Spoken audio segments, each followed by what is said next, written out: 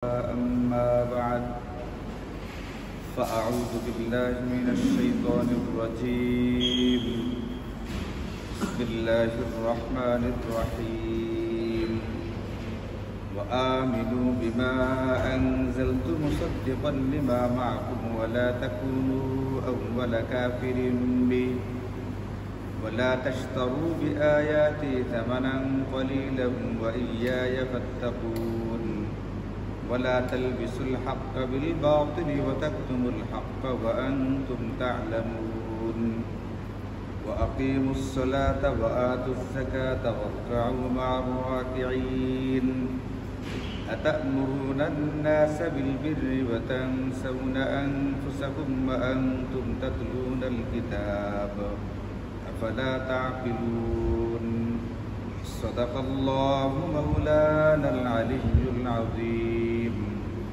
سبحانك لا علم لنا إلا ما علمتنا إنك أنت العليم الحكيم الحمد لله আল্লাহ পাকের মেহেরবানি আর দয়াতে আমরা আমাদের নিয়মিত যে মজলিসে তাফসীরুল কোরআন এখানে বসার তৌফিক হয়েছে। তো আমাদের আলোচনা চলতেছিল সূরাতুল বাকারা এর 41 নম্বর আয়াত থেকে নেয়া।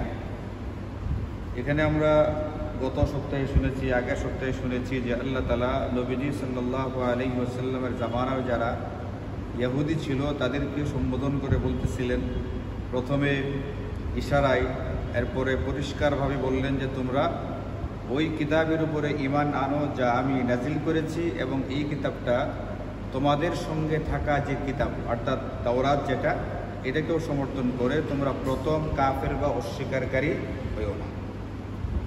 প্রথম অস্বীকারী হইও না কথার অর্থ আমরা গেল সপ্তাহে আলোচনা করেছি। কারণ মদিনার মুশরিকরা সাধারণত ধর্মীয় দিক থেকে কাদেরকে অনুসরণ করত? যারা ইহুদি তাদেরকে। এখন ইহুদিরা যদি নবীজির উপরে যে কিতাব দেওয়া হয়েছে কিতাবকে মানে, তাহলে মুশরিকরা মানত, আর ইহুদিরা না মানলে মুশরিকরাও মানে না। এই জন্যে আল্লাহ তাআলা বললেন যে তোমরা প্রথম অস্বীকারী হইও না। ইহুদিরা যদি অস্বীকার করে তাহলে মুশরিকরা অস্বীকার করবে। এই পর্যন্ত আমাদের আলোচনা হয়ে গেছিল। এরপরে আল্লাহ পাক বলতেছিলেন যে ওয়ালা তাশতারু বিআয়াতি তামানান কলিলা, এবং তোমরা আমার আয়াতগুলোর বিনিময়ে স্বল্প মূল্য গ্রহণ করো না, বরং ইয়া ফাত্তাকুন, একমাত্র আমাকেই ভয় করো। এটা ইহুদিদের একটা স্বভাব ছিল, তারা শরীয়তের বিভিন্ন বিধিবিধানকে গোপন করত। আমি আপনাদেরকে আমাদের বর্তমান জামানার তলাকের মাসআলা দিয়ে উদাহরণ দিয়েছিলাম। তলাক দিয়া এরপরে টাকার বিনিময়ে এটাকে ঠিকঠাক করার চেষ্টা করে। তো ওই জামানাতে যারা ইহুদি ছিল তারাও এটা করত। তাদেরকে কিছু হাদিয়া, উপঢৌকন ইত্যাদির নামে কিছু দেওয়া হইলে তারা শরীয়তের বিভিন্ন বিধানকে হেরফের করে ফেলত, যেটা সঠিক বিধান এটা বলতো না। তো আল্লাহ তাআলা এটা সতর্ক করতেছেন যে ওয়ালা তাশতারু বিআয়াতি সামানান কলিলা, স্বল্প মূল্য বা স্বল্প বিনিময়ের স্বার্থে আমার আয়াতগুলোকে তোমরা বিক্রি করে দিও না, বরং একমাত্র আমাকেই ভয় করো।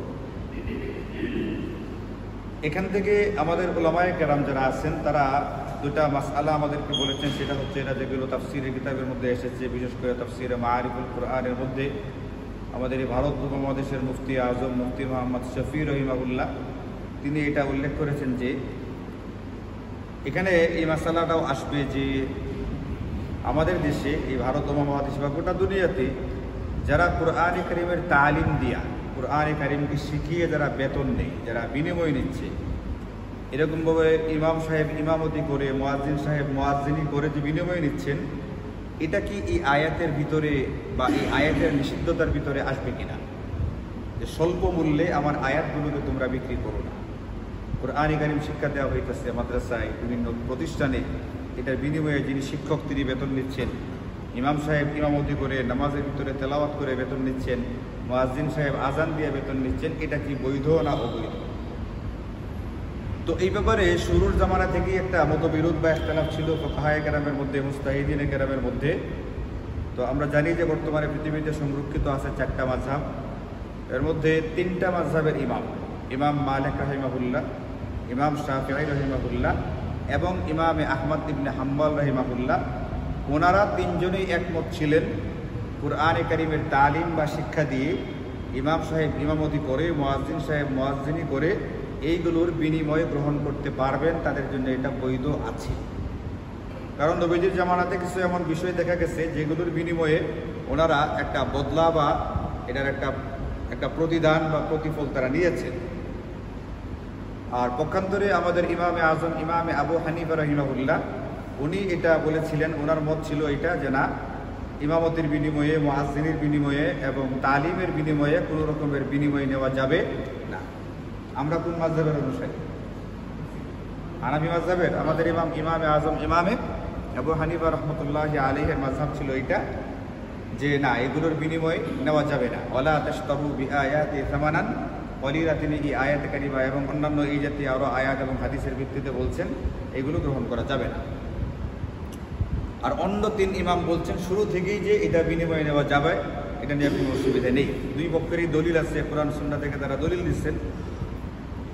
আমাদের হানাফি মাযহাবের পরবর্তী উলামায়ে কেরাম, এটাকে বলে উলামায়ে মুতাআখিরিন, তিনারা একটা পর্যায়ে দেখলেন যে না, অন্য তিন ইমাম যে ফতোয়ারা দিচ্ছেন আসলে ওটার উপরেই আমল করা লাগবে, নতুবা বেশ কিছু অসুবিধা দেখা দেয়। যেমন যদি ওলামায়ে কেরামকে তালিমে কুরআনের বিনিময়ে, ইমামতির বিনিময়ে, মুয়াজ্জিনের বিনিময়ে বেতন ভাতা ইত্যাদি দেওয়া না হয়, তাহলে অসুবিধা হবে এটা, ওনারা ওনাদের সংসার চালাইতে গিয়া কুরআন কারীমের শিক্ষার বদলায় অন্য কোনো কাজে নিয়োজিত হবে।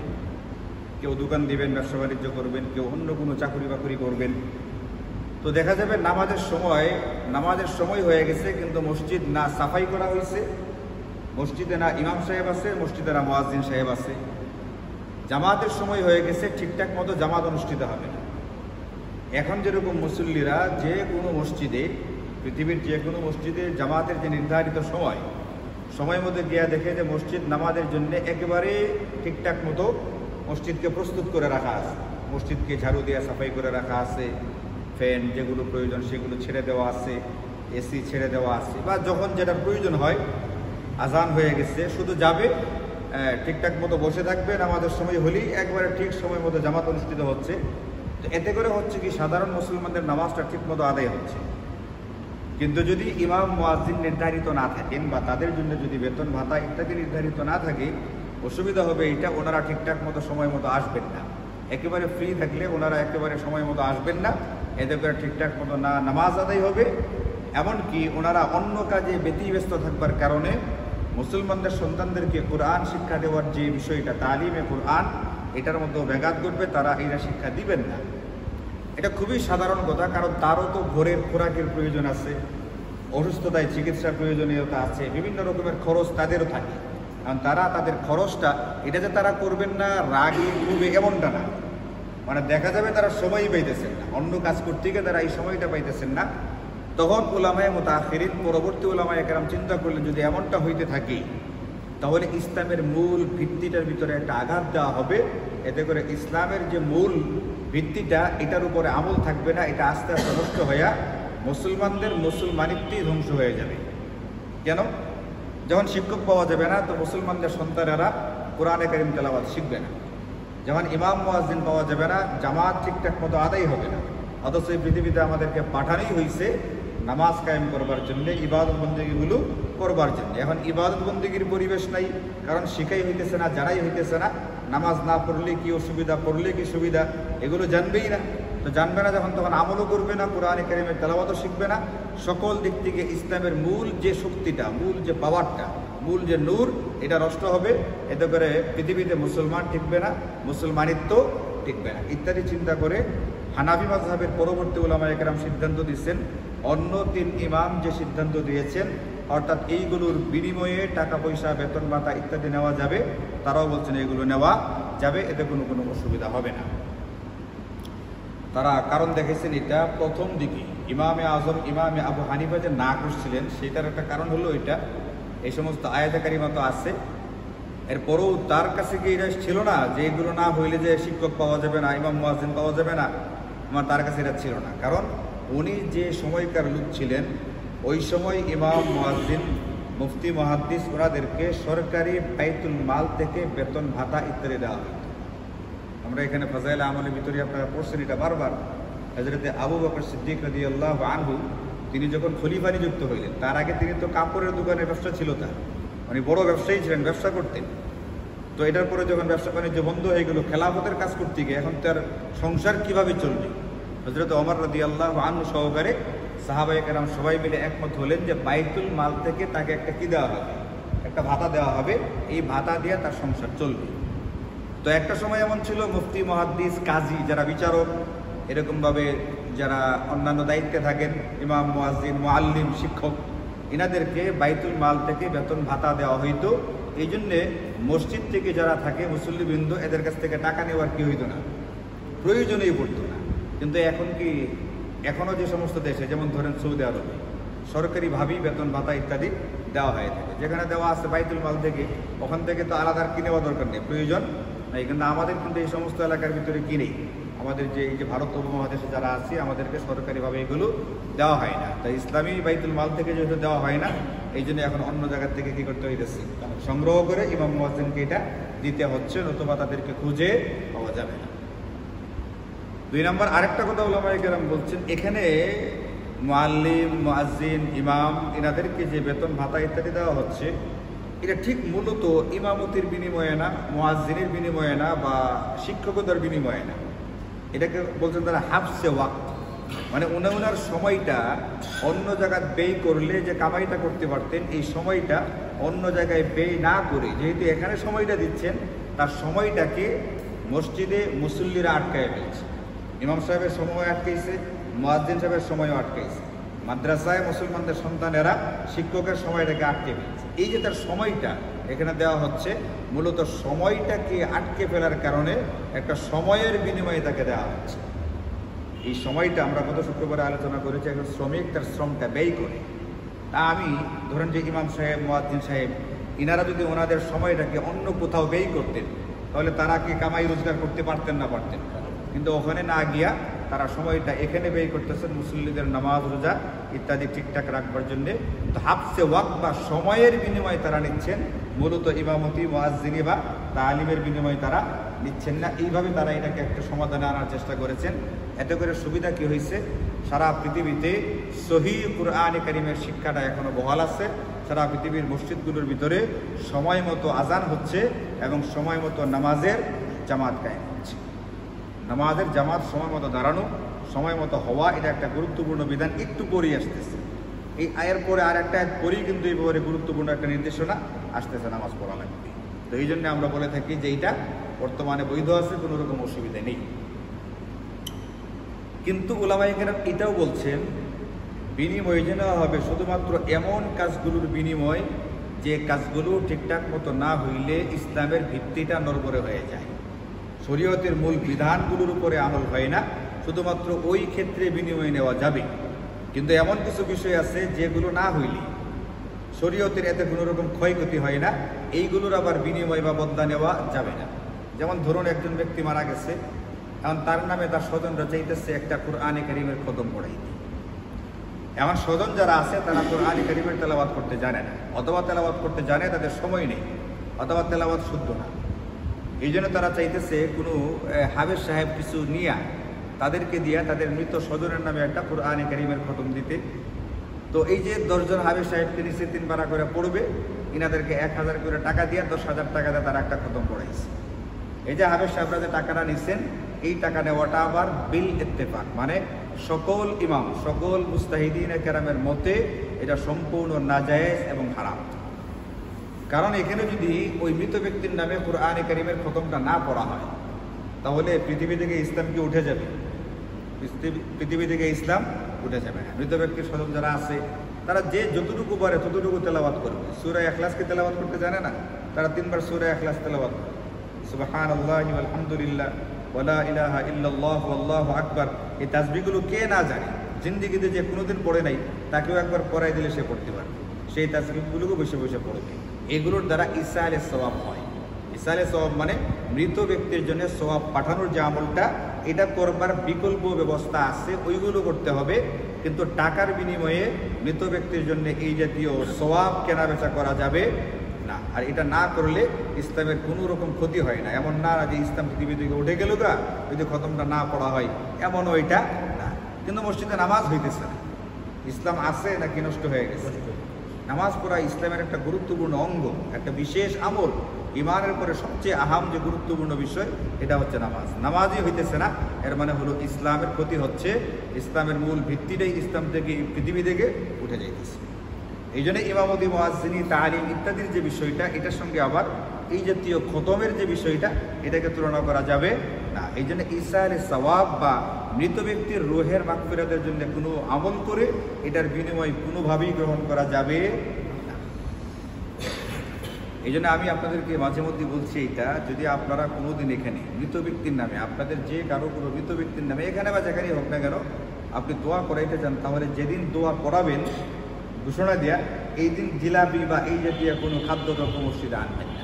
এতে করে এটা দোয়ার বিনিময় হয়ে যায়, এটা শরীয়তে জায়েজ নেই। আপনি যেদিন দোয়া করাবেন খাবার আনা দরকার নেই। আর যদি জিলাপি ইত্যাদি এনে থাকেন, আপনি আপনার মনে মনে রাখেন, শুধু যে মুসল্লিদেরকে খাওয়াচ্ছেন এটা সবটা আপনি পাইয়ে দেবেন। এটার জন্য আলাদা করে কী করার দরকার নেই, দোয়া করানোর দরকার নেই। খাওয়ানো তো একটা গুরুত্বপূর্ণ আমল। বিশেষ করে গরিব যারা আছে এদেরকে খাওয়ানো, মুসল্লিদেরকে খাওয়ানো, আপ্যায়ন করা, এটা একটা গুরুত্বপূর্ণ আমল। হ্যাঁ, তো আপনি আপনার মনে মনে থাকবে যে আপনার কোনো মৃত স্বজনের যে মারা গেছে তারকে সোয়াব পাঠানোর জন্য আমি আজকের মুসল্লিদের মেহমানদারি করতেছি। মুসল্লিরা জানবে আপনি সাধারণ হাদিয়া আপনি পাঠাইছেন, এমনিতে আপনাদেরকে জিলাপি মিষ্টি খাওয়াইতে মন চাইতেছে, খাওয়াইলাম, এতে করে সোয়াব হয়। কিন্তু দোয়া করাইয়া জিলাপি দিলে সকল দিক থেকে লোকসান। 1 নম্বর দোয়া কবুল হবে না, আর 2 নম্বর জিলাপি খাওয়াইলেন সম্পূর্ণ বেকার। আপনার টাকা খরচ হইল, কিন্তু না আপনি সোয়াব পাইলেন, না আপনার মৃত স্বজন কোনো সোয়াব নেই। এই জন্য আপনি খাওয়াই দিবেন এমনি, কোনো দোয়া দরুদ ছাড়া। আর দোয়া পড়া দিয়েছেন এমনি দোয়া করান, এই দিন কোনো জিলাপি টিলাপি এগুলো কী করবেন না, কেউ আনার চেষ্টা করবেন না। কিন্তু আশ্চর্যের বিষয় হলো, যত মাসালাই বলা হোক না কেন, যার যার মতো চলতেছে। সে যারা বুঝছে ওটার উপরে আমল করে মাসালা মানতে কেউ কিনা রাজি হয় না। এই জন্যে বিনিময় নেওয়ার কোনো রকমের সুযোগ শরীয়ত আমাদের জন্য রাখে নাই। আপনি ওগুলো করতে পারবেন না, আপনি যতটুকু পারেন ততটুকুই করে। আমাদের সমাজে যেটা করা হয়ে থাকে, এটা অসুবিধা হলো, এটা মৃত ব্যক্তির নামে কোনো নেকির আমল করে বিনিময় নিলে নেকির আমলটা যে করে সে সওয়াব পায়ই না।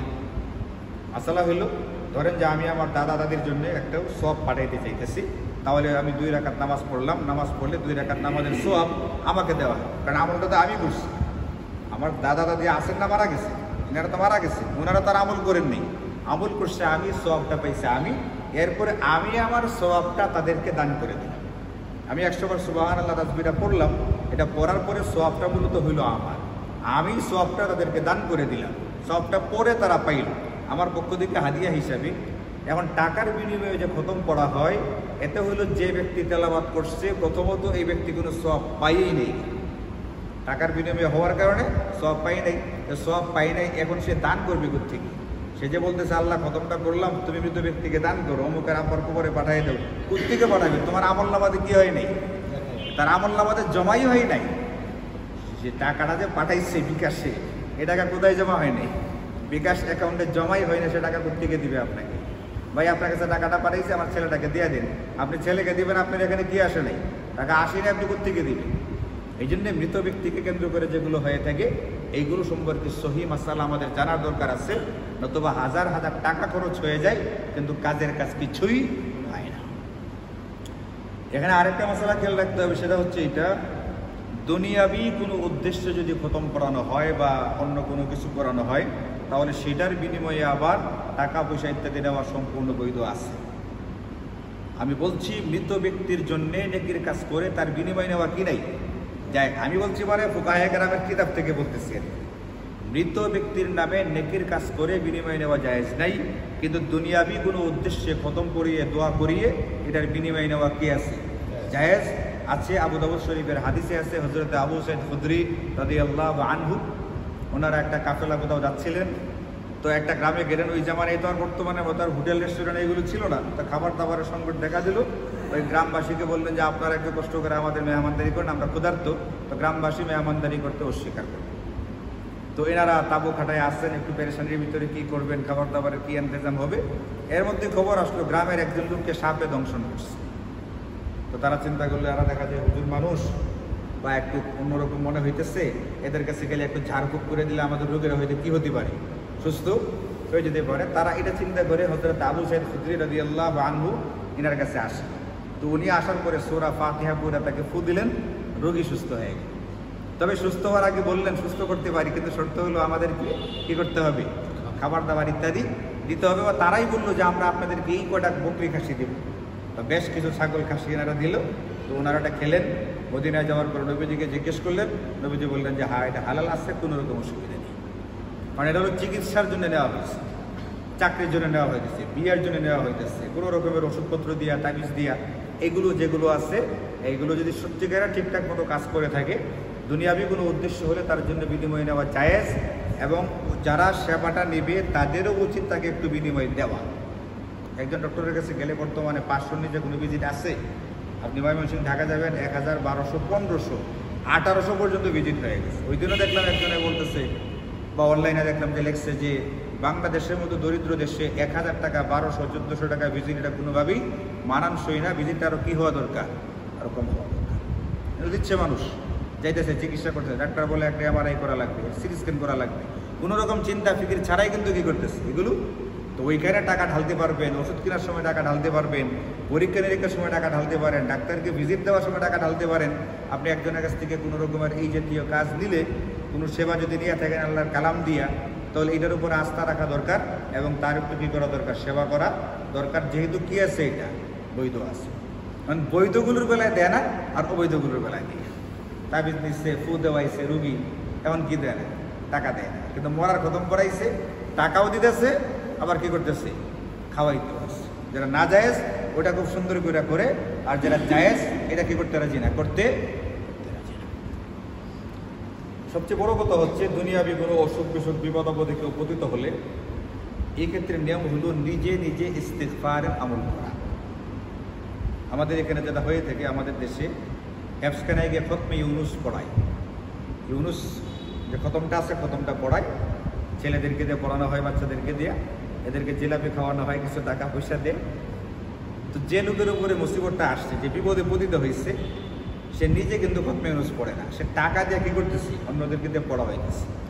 আচ্ছা আপনারা বলেন, খতমে ইউনুসের যে দোয়াটা পড়া হয়, এই দোয়াটা হযরত ইউনুস আলাইহিস সালাতু ওয়াস সালাম বিপদে পতিত হওয়ার পরে পড়েছিলেন, তাই না? উনি মাছের পেটে গেলেন, এই মাছকে আবার আরেকটা বড় মাছ খাইয়ে ফেললো, ওই মাছটা আবার গভীর সমুদ্রে চলতে শুরু করল, মানে তিনি 3 অন্ধকারের মধ্যে পড়ে গেলেন না। আচ্ছা এটা পড়ে যাওয়ার পরে হযরত ইউনুস বিপদে পড়ার পরে তিনি কি তার পরিবারের লোকদেরকে টেলিফোন করে বলে দিয়েছিলেন যে মাদ্রাসায় হেফজখানায় গিয়ে তোমরা একটা খতমে ইউনুস পড়াও? আর তিনি নিজে পড়তে শুরু করছিলেন, লা ইলাহা ইল্লা আনতা সুবহানাকা ইন্নী কুনতু মিনাজ জালিমিন। এটা তিনি নিজে পড়তে শুরু করছিলেন, বলতেছিলেন যে লা ইলাহা ইল্লা আনতা, ও আল্লাহ তুমি ছাড়া কোনো মাবুদ নেই, ইন্নী কুনতু মিনাজ জালিমিন, আমি গুনাহগার, তোমার কাছে গুনাহ মাফ চাই। তার নিজের অপরাধ স্বীকার করে আল্লাহ পাকের কাছে মাফ চাওয়া, ইস্তিগফার, এটাকে বলে ইস্তিগফার, গুনাহ মাফ চাওয়া। এটা হচ্ছে নিজে করতে হবে। মানে আমরা করি কি 200 টাকা 500 টাকা দেয়া হেফজখানার নাবালক নিষ্পাপ কুল্লাবানগুলোকে ইস্তিগফারের আমল লাগিয়ে দিচ্ছে। এটা উচিতই না। উচিত হলো নিজে বেশি বেশি ইস্তিগফারের আমল করা। এই যে তীব্র গরম চলতেছে, সারা দেশ আশপাশ করতেছে, এটার জন্য আমল ছিল গোটা দেশবাসী কী করবে, ইস্তিগফার করবে, রাষ্ট্রীয়ভাবে সলাতুল ইস্তিসকার ইন্তজাম করবে। আগের জামানায় এটা হতো, রাষ্ট্রীয়ভাবে ইন্তজাম করা হইত, আগের থেকে ঘোষণা দেওয়া হইত অমুক তারিখে সলাতুল ইস্তিসকা হবে। রোজা রাখতেন, 1 দিন 2 দিন রোজা রাখার পরে 3য় দিন রোজা রাইখা প্রচণ্ড গরমে খেতে বা মাঠে যাইতেন, জীবজন্তুগুলো সাথে করে নিয়ে যাইতেন। নিষ্পাপ বোবা জীবজন্তুগুলোকে রোদের ভিতরে তাকায় থাকবে, আল্লাহ পাকের রহমতের জন্য তারা হাই হুতাশ করতে থাকবে। এইগুলো দেখে আল্লাহ পাকের দয়ার ভিতরে এক প্রকারের জোশ তৈরি হবে। তো আল্লাহ পাক কিনা যেটা করুন বৃষ্টি, এত সলাতুল ইস্তিসকা হইতেছে, বৃষ্টি হয় না, কেমনে হবে? যাওয়ার কথা সবার, গেছে মাত্র 5 ভাগ লোক যাওয়ার কথা, ভিতরে অনুতাপ থাকবে সবার, অনুতাপ আছে কয়েকজনের, সবাই মিলে যাওয়ার কথা, গেছে মাত্র 10% আর বাকি 90%। কেউ কেউ গেছে না, আচ্ছা ঠিক আছে কোনো কারণে গেছে না, কিন্তু এদের মধ্যে কিছু লোক আবার এটা নিয়ে হাসি তামাশা করতেছে। তো কীভাবে হবে বলেন? সবাই যেখানে আল্লাহ পাকের কাছে ইস্তিগফার করবে, তওবা করবে, মাফ চাইবে, এটা করার কথা, সেখানে আরও উল্টাপাল্টা করা, এটা কীভাবে হবে? তারপরে আমাদের গুনাহ কি কমছে? গুনাহও কমে না, যে যেরকম ছিল সে সেইভাবেই চলতেছে। রহমত কীভাবে হবে আল্লাহ পাকের কাছে? এই জন্য আল্লাহ বলেন যে ওয়াস্তাগফিরু রাব্বাকুম তোমরাও তোমাদের প্রতিপালকের কাছে ইস্তেগফার করো। হযরত ইউনুস ইস্তেগফার করেছিলেন, আল্লাহ তাআলা হযরত ইউনুসকে বিপদ থেকে উদ্ধারও করেছিলেন। আবার ওই আয়াতে শেষে বলে দিলেন ওয়াকাযালিকা নুনজিল মুমিনিন, এইভাবেই আমি মুমিনদেরকে উদ্ধার করতে থাকব। তিনি যেরকম ইস্তেগফারের মাধ্যমে কি হলেন, বিপদ থেকে উদ্ধার হলেন, আমরাও যদি আসলে নিয়মতান্ত্রিকভাবে ইস্তেগফার করি আল্লাহ তাআলা আমাদেরকে উদ্ধার করবেন। এই জন্য খতম দুনিয়াবি উদ্দেশ্য হলে বিনিময়ে যাওয়া জায়েজ হতে পারে, বাকি এরপরেও বিপদে পতিত হওয়ার পরে নিজে নিজে কি করা চাই, ইস্তেগফারের আমলটা করা চাই। আল্লাহ তাআলা আমাদের সকলকে বুঝবার তৌফিক দান করুন। তো ওয়ালা তাশতারু বিআয়াতি সামারান কলিলা, তোমরা আমার আয়াতগুলোর বিনিময়ে স্বল্প মূল্য গ্রহণ করো না, বরং আমাকেই ভয় করো। এখান থেকে আমরা কয়েকটা মাসআলা পেলাম। একটা হচ্ছে এটা তালিমে কুরআন বা তালিমে ফিকহ, তালিমে তাফসির মানে দ্বীনি শিক্ষা, ইমামতি, মুয়াজ্জিনি, এইগুলোর বিনিময়ে বেতন ভাতা ইত্যাদি নেওয়া বৈধ আছে। 2 নম্বর ইসালে সওয়াব, অর্থাৎ মৃত ব্যক্তিকে সওয়াব পৌঁছানোর জন্যে যে কোনো আমল করে ওই আমলের বদলা বা বিনিময় নেওয়া একেবারেই বৈধ নেই। আর 3 নম্বর মাসালা এটা পড়লাম যে দুনিয়াবি কোনো উদ্দেশ্যে যদি খতম করানো হয়, দোয়া দরুদ করানো হয়, এইগুলোর বিনিময় নেওয়া বৈধ আছে এবং এইগুলোর বিনিময় দেওয়া উচিত। আল্লাহ তাআলা আমাদেরকে বুঝার তৌফিক দান করুন। তো আজকে তো একটা আয়াত তাফসির হয়ে রে, অর্ধেকটা আয়াত এসে গত সপ্তাহের, অর্ধেকটা আয়াতের পরে বাকিটা। তো যতটুকু হয়েছে আল্লাহ তাআলা আমাদেরকে বুঝার তৌফিক দান করুন। তো এবং এগুলোর উপরে যথাযথভাবে আমল করার তৌফিক দান করুন। তো আজকের আলোচনার ভিতরে আমাদের জন্য শিক্ষণীয় এইটাই। মৌলিকভাবে আমি আপনাদেরকে 3টা মাসালা বলে দিলাম। এর মধ্যে 2 প্রকারের বিনিময় নেওয়া বৈধ, আরেক প্রকারের বিনিময় নেওয়া, অর্থাৎ মৃত ব্যক্তির জন্য নেকির কাজ করে বিনিময় নেওয়া বৈধ না।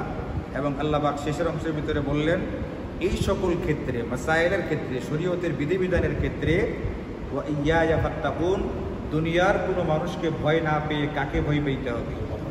এখানে শরীয়তের মাসালা বলতে গেলে কেউ রাগ করতে পারে, নারাজ হতে পারে, প্রভাব বিস্তার করতে পারে, জেল জুলুম হতে পারে, এইগুলোর ভয় না করে একমাত্র কাকে ভয় করো।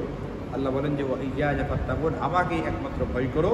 তো 4 নম্বর শিক্ষা হলো এটা, আমাদের জিন্দেগিতে চলতে গিয়া আমরা যেন সদা সর্বদা আল্লাহ পাকের ভয় দিলের ভিতরে সবসময় রাখার চেষ্টা করি। এটা জিনিসটা আমাদেরকে আল্লাহ তাআলা বোঝার তৌফিক দান করুন, আমল করার তৌফিক দান করুন। গত শুক্রবারে শেষ দিকে একটা কথা বলছিলাম, আল্লাহ কুরআনে কারীমে বলেন যে ওয়ালাকিন্না আকতারান নাসি লা ইয়ালামুন, ওয়ালাকিন্না আকতারান নাসি লা ইয়াকিলুন, বেশিরভাগ মানুষ জিনিসটা বুঝেই না কি বলা হয়েছে। আমল করবে করতে গিয়ে আগে তো জিনিসটা ঠান্ডা আমাদের কি করতে হবে, বুঝতে হবে, তখন কি আমল করা সম্ভবপর হয়। মানে আল্লাহ নিজেই বলছেন যে বেশিরভাগ লোক কথা কি করে না, বুঝতেই পারে না, এই জন্য সে আমল করতে পারে না। এই জন্য বলি যে আল্লাহ তাআলা আগে আমাদেরকে বুঝার তৌফিক দান করুন, এরপরে আমল করার তৌফিক দান করুন। ওয়া আখিরু দাওয়ানা আলহামদুলিল্লাহি।